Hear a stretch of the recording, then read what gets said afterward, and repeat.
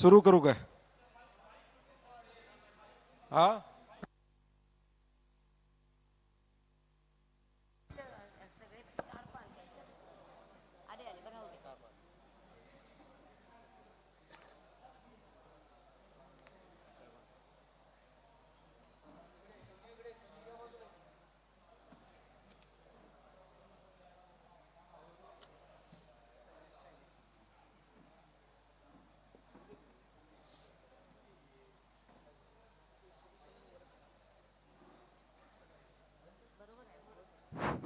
Hello hello.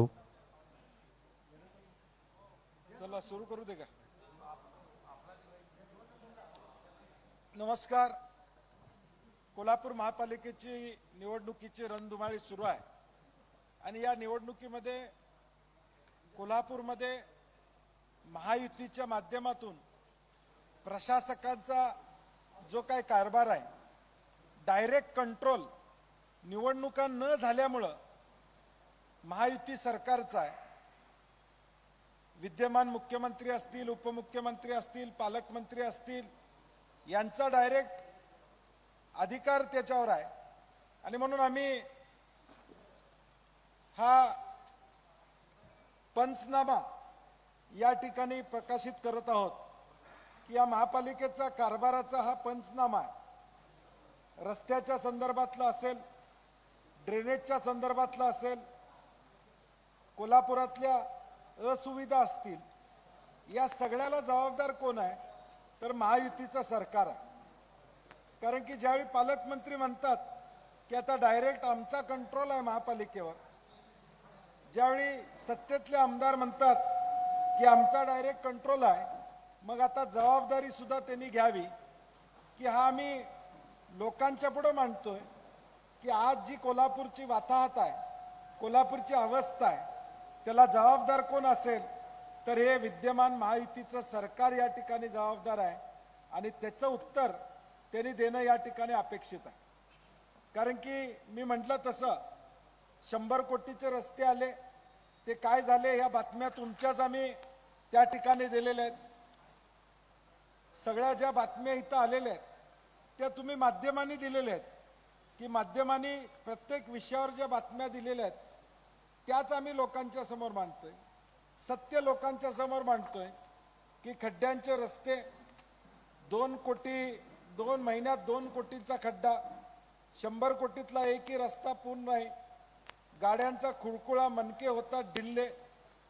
उपमुख्यमंत्री आले की रात्रीत रस्ते केले जातात. मग अधिकार हा कुणाचा आहे? म्हणजे महायुतीचाच आहे.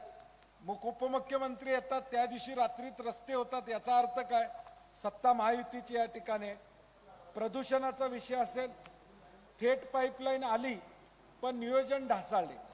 म्हणजे आज वर्तमानपत्राच्या बातम्या आम्ही देतोय की माध्यमाने देखील कबूल केलेलं आहे की थेट पाईपलाईनचं पाणी आलेलं आहे, परंतु नियोजन ढासळलेलं आहे. आणि म्हणून हे सगळे मुद्दे, भ्रष्टाचार, महापालिकेत टक्केवारीतून बिल मंजुरीची स्मार्ट स्कीम, ही बातमी आपली स्मार्ट स्कीम. ह्या आम्ही वर्तमानपत्रामध्ये आलेल्या बातम्या. सांडपाण्याची समस्या उग्र, नागरिक त्रस्त, ड्रेनेजचा भ्रष्टाचार असेल, निधी 38 कोटी तरी प्रदूषणात भर, पंचगंगेत सांडपाणी, आकाशात धूर, ह्या सगळ्या झूम प्रकल्पाचा विषय असेल, पार्किंगचा विषय असेल, वाहतूक कोंडीचा विषय असेल, ड्रग्स, मारामारी, खून, कायदा व सुव्यवस्था या कोल्हापूर शहरातली बिघडलेली आहे, याला जबाबदार महायुती आहे. केशवराव भोसले नाट्यगृह हे ज्या प्लॅन प्रमाणे तयार केलं ते सुद्धा हे बांधू शकले नाही. म्हणजे मी विजिट त्या ठिकाणी केली नाही, परत ते म्हणले असते विरोधक आमच्या कामावर टीका करतात.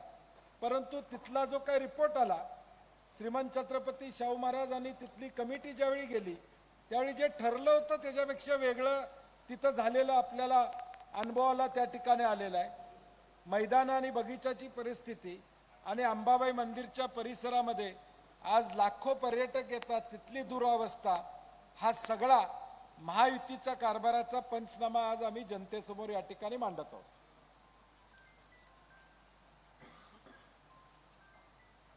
बोला तुमचं काय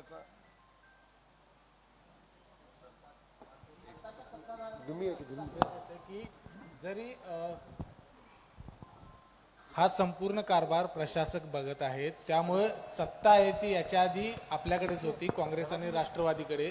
15 वर्षे ज्यावेळी सत्ता होती त्यावेळी नेमकं काय केलं? श्रीकांत 15 वर्षे सत्ता असताना नेमकं यांनी काय केलं, अशा पद्धतीचा प्रश्न देखील नाही, मला वाटतं त्यांना आठवण करून देणं गरजेचं आहे की मागच्या 5 वर्षातल्या सत्तेत हसन मुश्रीफ साहेब आणि राजेश क्षीरसागर आमच्याबरोबर होते. परिवहन सभापती कोणाकडे होतं? शिवसेनेकडे होतं. महापौर पद राष्ट्रवादीकडे 2 वर्ष होतं. उपमहापौर पद त्यांच्याकडे होतं. त्यामुळं बोर्ड दाखवताना त्यांनाही मला वाटते त्यांना टार्गेट करता येत नाही म्हणून मला टार्गेट करत असतात. आणि त्याच्या आधी मला धनंजय माडकांना जरा मागच्या भूतकाळात घेऊन जायचं आहे की मागच्या वेळी ताराराणी आघाडीच्या माध्यमातून आपण एकत्रित होतो. त्यामुळे तुम्ही कुठल्या विषयावर बोलताय याचं पहिलं ज्ञान आत्मसात करा आणि मग टीका करा. कारण की 5 मध्ये देखील सत्तेत असताना तुम्ही होता. 10 मधल्या सत्तेत काँग्रेस आणि राष्ट्रवादी मुश्रीफ साहेब होते. 15 ते पुढच्या 15 ते 20 मध्ये मुश्रीफ साहेब राजेश क्षीरसागर हे काँग्रेसच्या सत्तेत होते. आणि म्हणून मला वाटते भूतकाळात घेऊन जाण्यापेक्षा वर्तमान काळात तुम्ही काय केलं हे लोकांना सांगा. तुमची महायुतीची सत्ता आत्ता आहे, तुम्ही नेमकं काय केलं कोल्हापूरसाठी हा प्रश्न आहे.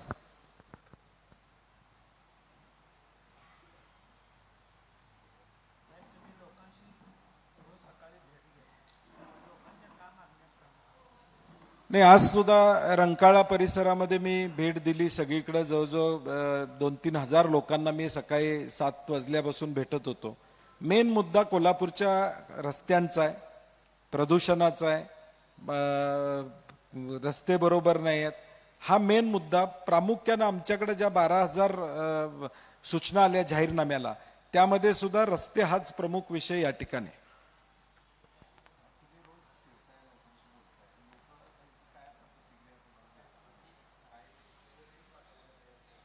नाही, 100% लोकांना विश्वास आहे की आमच्याकडं सत्ता आल्यानंतर यात बदल घडेल. कारण की आम्ही लोकांच्यापर्यंत गेलेलो आहे. म्हणजे तुम्ही कोल्हापूरची जनता बघते की गेल्या 15 दिवसापूर्वी निवडणूक जाहीर झाल्यापासून आम्ही जवळजवळ 10 पावलं पुढे आहोत. उमेदवारी डिक्लेअर करण्यामध्ये आम्ही आघाडी घेतली. प्रचारामध्ये आमची सुरुवात झालेली आहे. आमच्या उमेदवारांचे एक राऊंड घर टू घर एक राऊंड त्या ठिकाणी झालेले आहेत. म्हणजे आमचा मोटिव्ह हा चांगला आहे, हेतू चांगला आहे आणि म्हणून लोकांच्यापर्यंत पोचायचं काम करतोय.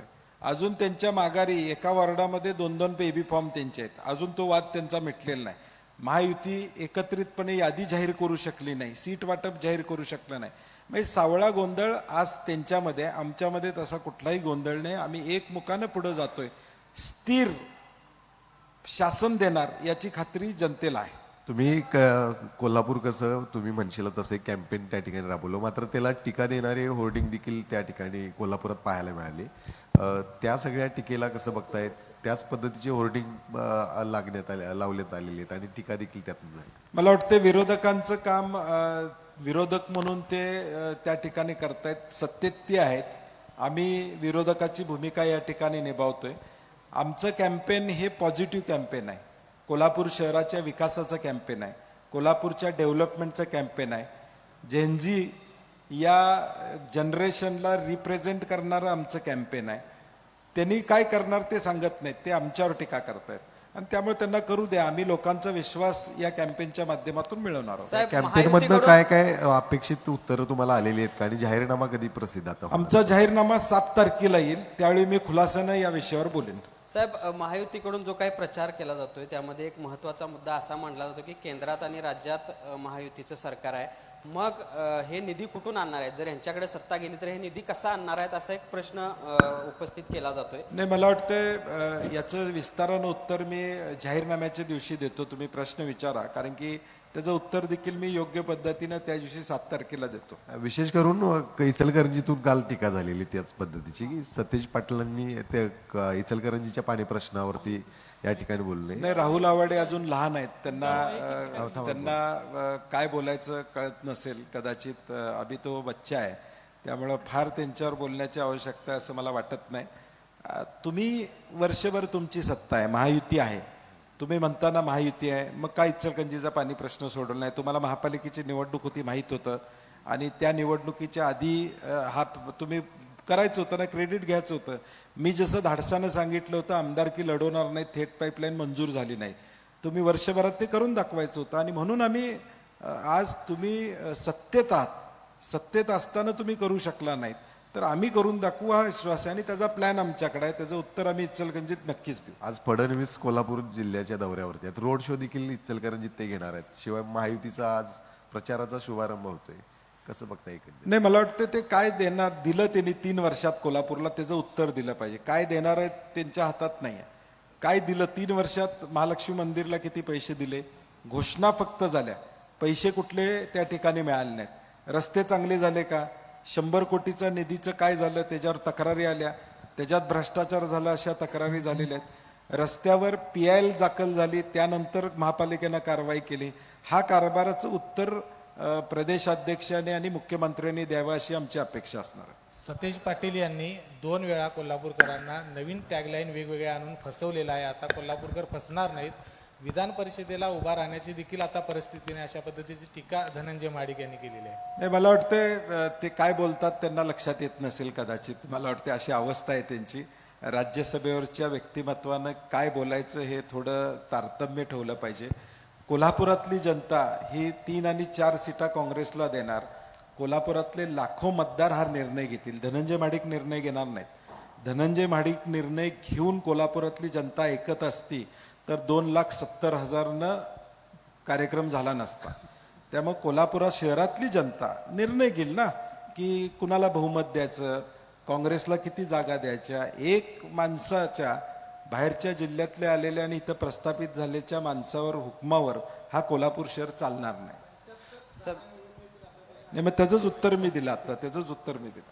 काही दिवसापूर्वी राज्य पातळीवर जर आपण बघितलं तर उमेदवारी अर्ज भरण्यापासून एबी फॉर्म वाटपापासून ते माघारीपर्यंत कशा पद्धतीचा गोंधळ झाला आपण बघितला. आमदारांची गाडी अडवून त्यांना शिव्या देण्यापर्यंत, आत्मदहनाच्या इशारापर्यंत, रडारडीपर्यंत हे सगळे प्रकार गेले.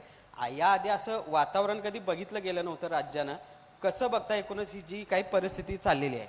नाही, हा इनकमिंगचा फटका हा भाजपला त्या ठिकाणी आहे. इनकमिंग मोठ्या प्रमाणात त्यांनी केलं, खोटी आश्वासनं लोकांना दिली, फसवाफसवी केली, आणि त्यामुळं आता त्याचा उद्रेक लोकांच्या पुढं होताना त्या ठिकाणी दिसतो. मूळ भाजपवाला आता कुठं दिसतच नाही अशी अवस्था मूळ भाजपची त्या ठिकाणी. ज्यांनी भाजप म्हणून आमच्या काँग्रेसच्या विरोधात 20-20 वर्ष राबले, 25-25 वर्ष राबले, त्यांना सुद्धा तिकीटं दिलेली नाहीत. ताकदीनं ज्यांनी भाजपचा विचार पोचवला त्यांच्यावर अन्याय झालेला आहे. आणि म्हणून मला वाटते हा उद्रेक मूळ भाजप विरुद्ध नवीन आलेल्या भाजपचा आहे. काही दिवसापूर्वी साहेब, काही दिवसापूर्वी अमल महाडिक स्वतः रात्री अपरात्री म्हणजे रस्त्याचे स्वतः स्वखर्चानं निधीतून रस्त्याचे कामं चालू करत होते. त्या पार्श्वभूमीवर तुम्हाला काय वाटते? नाही, ते आता रस्त्याबद्दल बोलायची आवश्यकता नाही. ते निवडणुकीच्या मतदानापर्यंत टिकले तरी आमची हरकत नाही. आमच्या शुभेच्छा आहेत, मतदानापर्यंत तरी टिकावेत म्हणून. साहेब, कोल्हापूर महानगरपालिकेच्या निवडणुकीमध्ये राज्यभरामध्ये काही बिनविरोध निवडी झाल्या.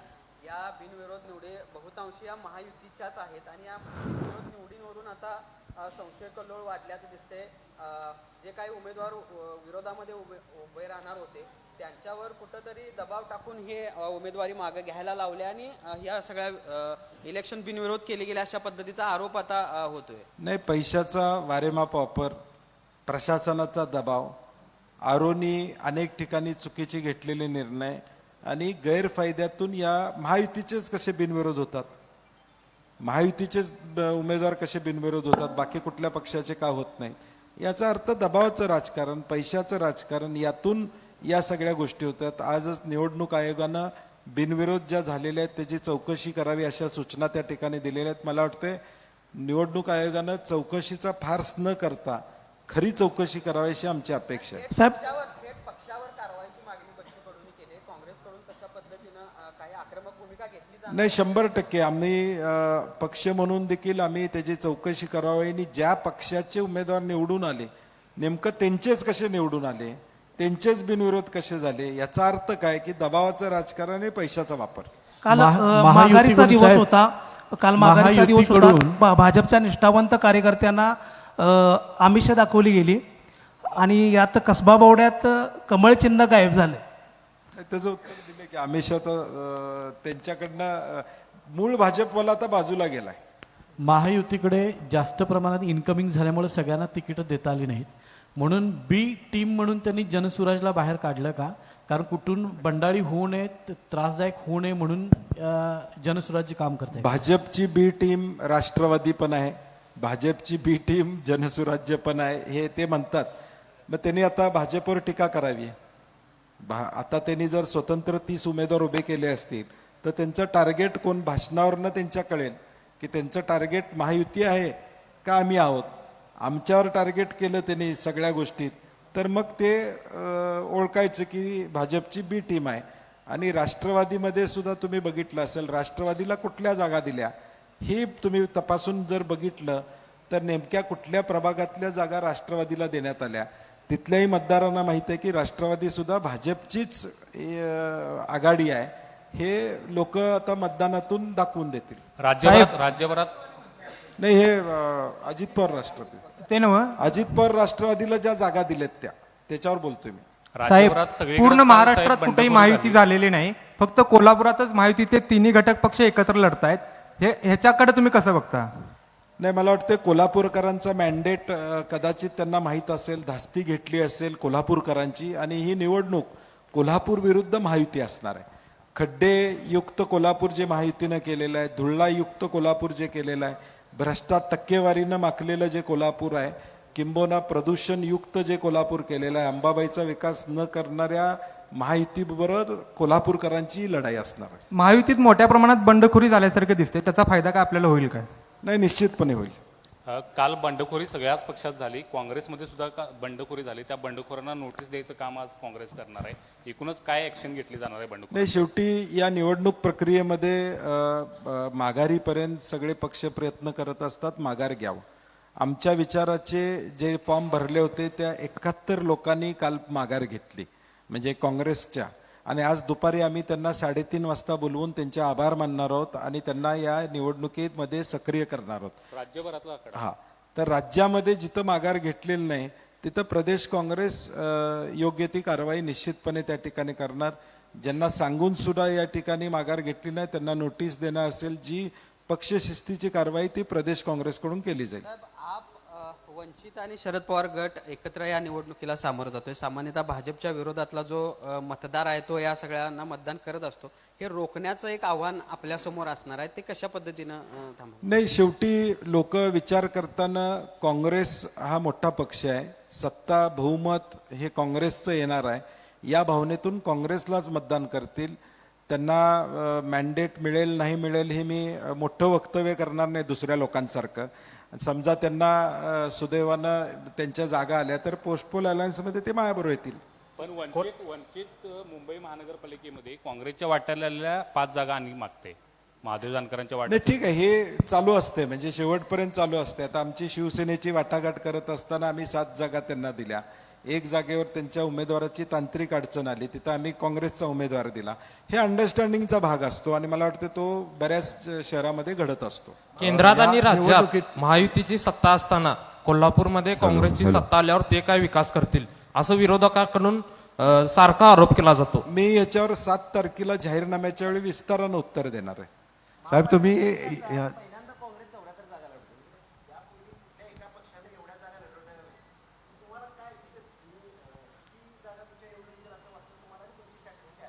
नाही, मी हे बाकीच्यांसारखं भविष्यवाणी करणार नाही. आमच्या 80 येतील, स्पष्ट बहुमत मला मिळेल. मला स्पष्ट बहुमत काँग्रेसला त्या ठिकाणी मिळेल आणि जास्तीत जास्त जागा निवडून आणण्याचा आमच्या सगळ्यांचा प्रामाणिक प्रयत्न असणारच आहे. साहेब, राज्य लेवलला किती प्लसनं काउंटिंग करायचं सध्या? नाही, मी काय आहे, कोल्हापुरातल्या लोकांच्यावर माझा विश्वास आहे, ते मला निश्चितपणे बहुमत देतील. आणि म्हणून माझा मॅन्डेट जो आहे तो माझा व्यक्तिगत एवढ्या जागा आणण्यापेक्षा कोल्हापूरकरांनी मला द्यावा अशी माझी अपेक्षा असणार आहे. तुम्ही आता मॉर्निंग वॉक करताय, कशा पद्धतीचा रिस्पॉन्स येते लोकांच्या, काय लोक तुमच्यासमोर प्रश्न मांडतायत? नाही, मी मगाशी म्हटलं तसं रस्ते आहेत, बेसिक सुविधा. आता आज सुद्धा सकाळी मी ज्यावेळी रंकाळ्यावर गेलो होतो त्यावेळी किमान 10 पर्यटक फॅमिलीज मला दिसल्या, ज्या मुलांना घेऊन घरच्यांना घेऊन सकाळ सकाळी झोपेतनं म्हणजे उठून डायरेक्ट रंकाळ्यावरचं विलोभनीय दृश्य बघायला आलेलं आहे. आता तिथं स्वच्छतागृहाचा अभाव त्या ठिकाणी आहे. स्वच्छता नाही आहे. म्हणजे रंकाळ्याचं स्वच्छता ही मेकॅनाइज्ड पद्धतीनं करावी लागेल. तिथं मेकॅनाइज्ड यंत्रणा वापरूनच रंकाळा स्वच्छ त्या ठिकाणी करावा लागेल. म्हणजे आजूबाजूचा परिसर हजारो लोक तिथं फिरायला येतात आणि म्हणून रंकाळा हे आमचं वैभव आहे आणि म्हणून या सगळ्या गोष्टी आणि त्या सगळ्या आम्ही जाहीरनाम्यात अंतर्भूत करू. नगरपालिका निवडणुकांमध्ये भाजप आणि शिंदे गटातला वाद समोर आला. आता या महानगरपालिका निवडणुकीमध्ये अजित पवार आणि भाजपचा वाद आहे तो समोर येतो. रवींद्र चव्हाणांनी काही वेळापूर्वी वक्तव्य केलं. अजित पवार आणि तुमचे गिरेबान में देखना चाहिए अशा पद्धतीचं त्यांचं वक्तव्य आहे. एकूणच स्थानिक स्वराज्य संस्था निवडणुकीनंतर काय भविष्य दिसते तुम्हाला? नाही, मला वाटतं हे एकमेकावर टीका करतात. सत्तेत कसे मांडीला मांडी लावून बसलेत. बाहेर पडा ना म्हणा.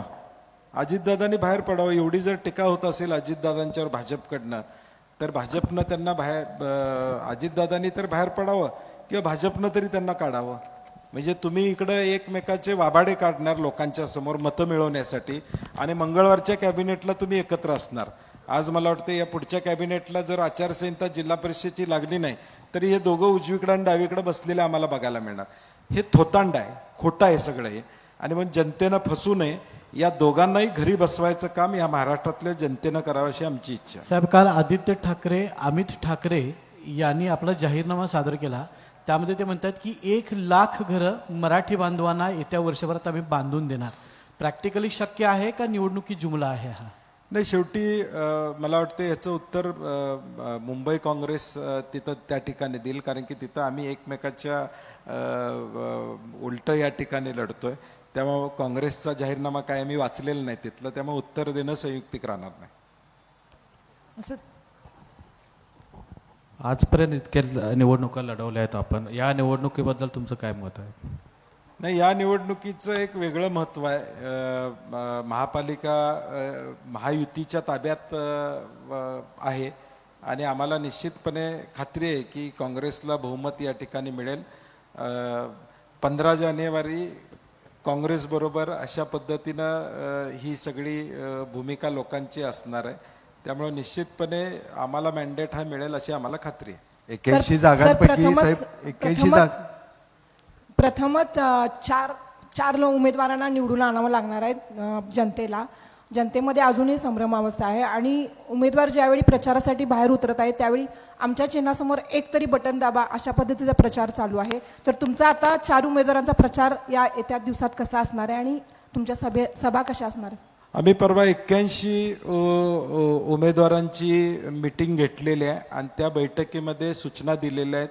कारण की हा 24-25 हजारचा मतदार आहे आणि त्या मतदारांच्यापर्यंत पोचणं ह्या सगळ्या गोष्टी आमचा आराखडा आमचा तयार आहे. कारण की मी म्हटलं तसं काँग्रेस 2 पावलं पुढं आहे. आमचं प्लॅनिंग झालेलं आहे. किती उमरे आहेत त्याचं प्लॅनिंग झालेलं आहे. दररोज 200 उमरे केले तर 2000 उमरे 10 दिवसात होणार आहेत. सगळं प्लॅनिंग आमचं झालेलं आहे. त्या पद्धतीने आमचे उमेदवार काम करत आहेत.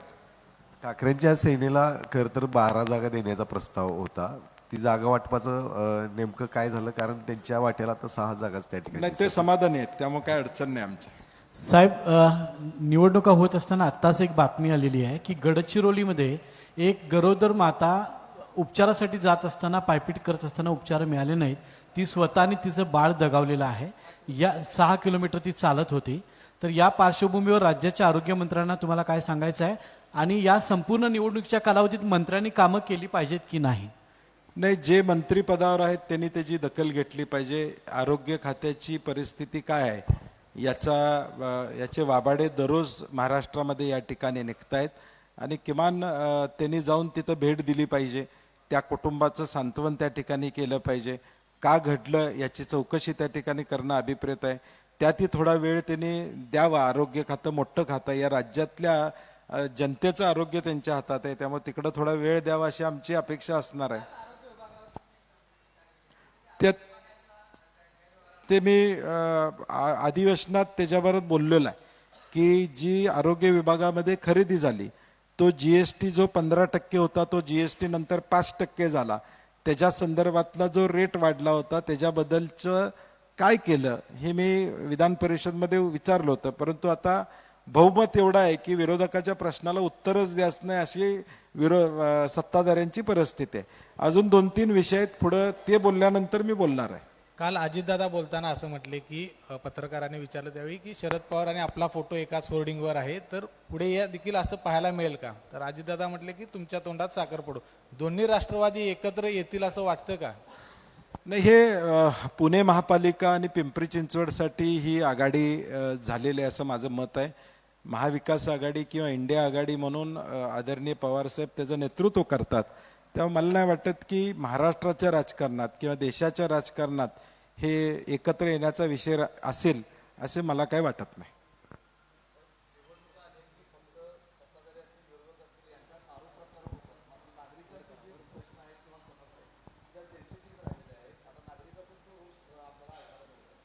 नाही, म्हणूनच आम्ही जाहीरनामा जो काढला, कोल्हापूर कसं तुम्ही म्हणशीला तसं, हा उद्देशच तो होता की लोकांनी आम्हाला सांगावं की नेमकं काय केलं पाहिजे. आणि आमचा 7 तारखेला जाहीरनामा सकाळी आम्ही त्या ठिकाणी प्रकाशित करतोय, त्यामध्ये ह्या सगळ्याची उत्तरं आपल्याला दिसतील. कोल्हापूरकरांनी आपल्याला 2 वेळेला संधी दिली, त्याच्यामध्ये पंचनामा आता तुम्ही मांडताय. खरं तर 2 वेळेला जी संधी दिली त्याच्यामध्ये करून दाखवलं या टॅगलाईनकडे तुम्ही निवडणुकीला का सामोरे जात नाही?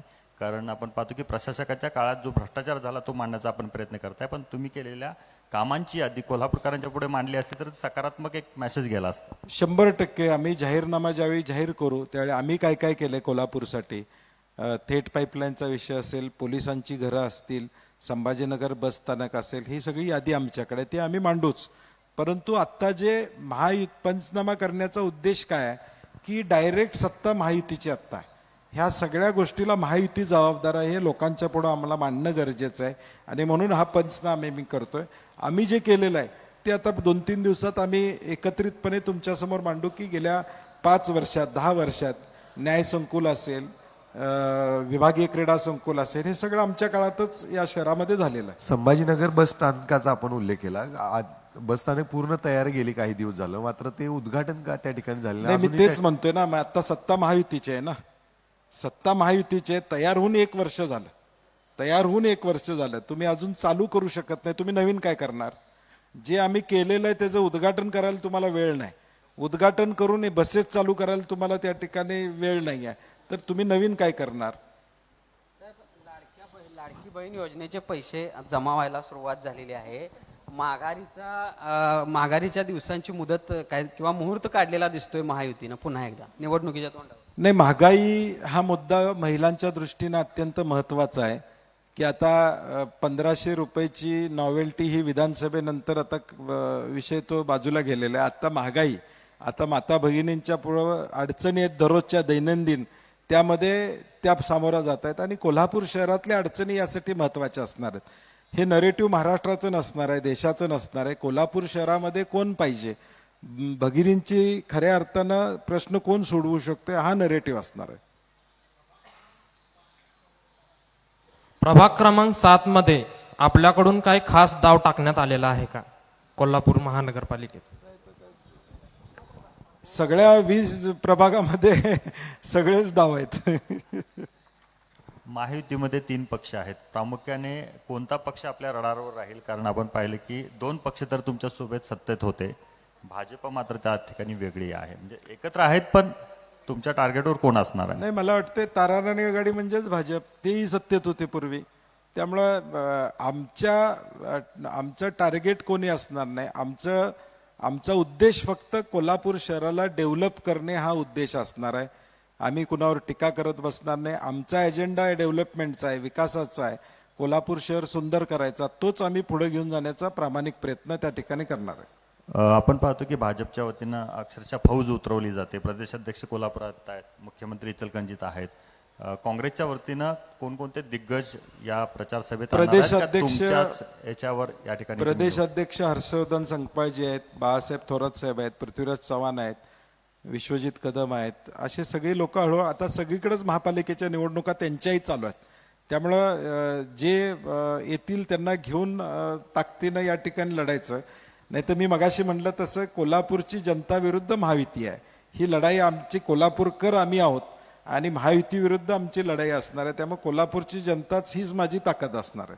एक प्रतिमा तयार करण्याचा प्रयत्न तुमचा दिसतोय. सतेज पाटील एका बाजूला आणि बाकीचे सगळे एका बाजूला, अशा प्रकारची प्रतिमा तयार करून निवडणुकीला सामोरं जायचं आपल्याला? नाही, तसं नाही आहे. वस्तुस्थिती आहे ती लोकांच्या समोर आहे.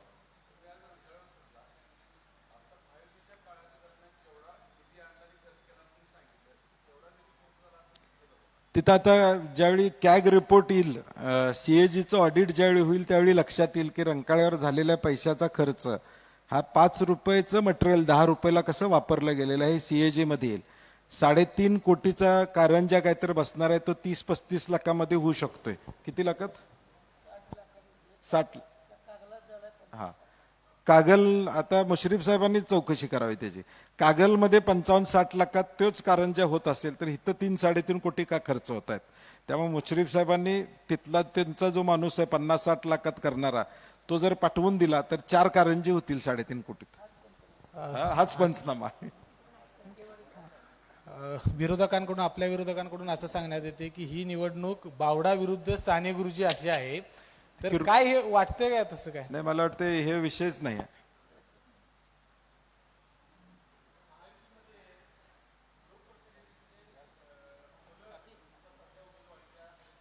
हा,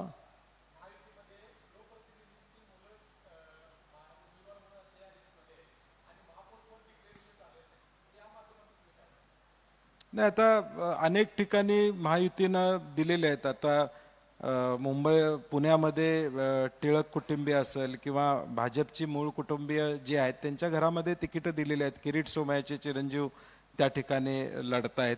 महापौर पदाचं आरक्षण आता पूर्वी व्हायला पाहिजे होतं, परंतु ते झालेलं नाही. आता 17 तारखेला होणार आहे असं म्हणतात निवडणूक. याच्या आधी ते इलेक्शनच्या आधी व्हायचं.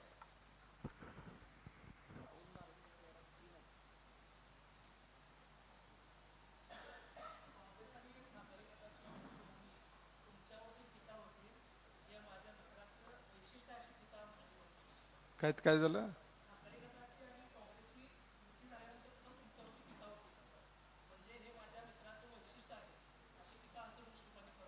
ठीक आहे, आता निवडणूक आहे, टीका टिप्पणी होणारच आहे, परंतु आपल्याला लक्षात येईल की 15 जानेवारी काँग्रेसच भारी असणार आहे. 15 जानेवारीला काँग्रेसच भारी असणार आहे हे आपल्याला सांगतो आणि उत्तर देतो मी.